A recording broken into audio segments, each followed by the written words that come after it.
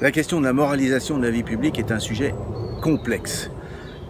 Si l'on remonte dans l'histoire, il faut se rendre compte que jusque dans les années 90, les partis politiques étaient financés essentiellement par de l'argent issu d'entreprises en application d'une corruption qui était une corruption généralisée.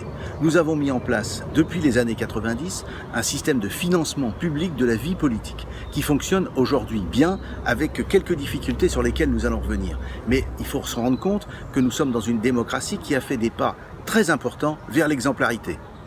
Au cours du quinquennat précédent, on a fait des progrès très importants. Ces progrès, malheureusement, résultent d'une situation difficile. Nous avons été victimes de l'escroquerie de Jérôme Cahuzac. Et à la suite de ça, nous avons réagi. Alors, qu'avons-nous mis en place? La première des choses, c'est que nous avons mis en place une haute autorité pour la transparence de la vie publique.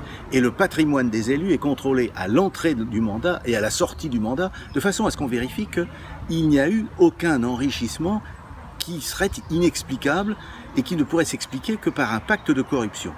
Rappelons quand même que l'immense majorité des élus sont des gens qui sont honnêtes et qui s'engagent dans la vie publique, non par attrait de l'argent, mais pour le bien public, pour essayer d'améliorer la situation de leur pays. À côté de ça, nous avons créé le parquet national financier, c'est-à-dire que nous avons créé un organe de poursuite qui est spécialisé dans les questions financières. Soulignons aussi que nous avons moralisé la question de la réserve parlementaire. Chaque député, chaque sénateur dispose de la même somme, c'est-à-dire 130 000 €, sauf exception liée à des fonctions particulières au sein du Parlement. Et l'attribution des sommes est désormais une attribution publique.